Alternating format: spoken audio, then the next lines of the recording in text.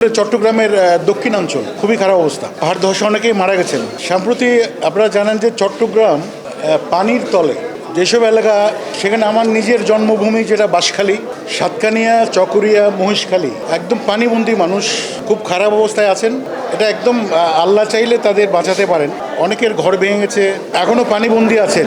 গরু ছাগল থেকে শুরু করে মানুষ, অনেকেই পানিতে ঘুমাচ্ছে, গরুটাকে বাসায় রেখেছে, কারণ ওই গরুটাই তাদের শেষ সম্বল। তো তাদের আমি মনে করি যে আমি একটা গানও গেয়েছি, আমাদের প্রধানমন্ত্রীকে আহ্বান জানিয়েছি যেন তাদের পাশে দাঁড়ায়।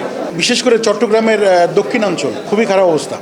হ্যাঁ, পাহাড় ধসে অনেকেই মারা গেছেন। এরকম একজন বৃদ্ধ বলেছেন, ওনার বয়স 70, এরকম পানি নাকি উনি দেখেননি। এটা তো গড নোস, আল্লাহ ছাড়া, উপরওয়ালা ছাড়া, বিধাতা ছাড়া কেউ সহায় হতে পারবেন না। আমাদের প্রধানমন্ত্রী হতে দাঁড়াবেন, অনেকেই দাঁড়াচ্ছেন তাদের পাশে। আমি বলবো যে যারা বিত্তবান আছেন, যাদের সামর্থ্য আছে, আপনারা অবশ্যই তাদের পাশে দাঁড়াবেন, বন্যার্থদের পাশে দাঁড়াবেন। আমার প্রাণের বাঁশখালী এখন পানিরও তলে।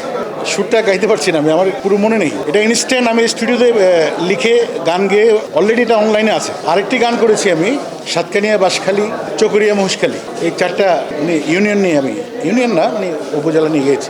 এই জলবদ্ধতা, এটা কারো হাত নেই বেসিক্যালি, এটা কিছু করার নেই যে কখন কি হবে। এমন হতে পারে একদম ভ্যানিশ হয়ে যেতে পারে, চট্টগ্রাম পানির তলে চলে যেতে পারে। এটা একমাত্র আল্লাহ ছাড়া কেউ বাঁচাতে পারে।